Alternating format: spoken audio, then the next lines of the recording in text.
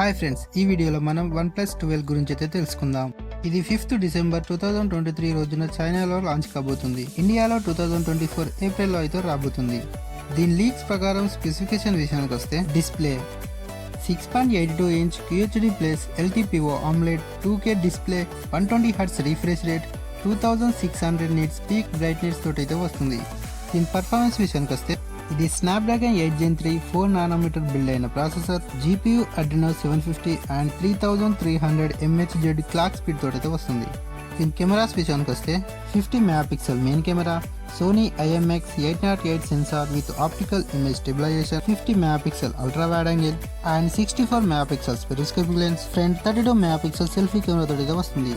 ఇందులో IP68 water resistant rain touch technology తోటి అయితే వస్తుంది.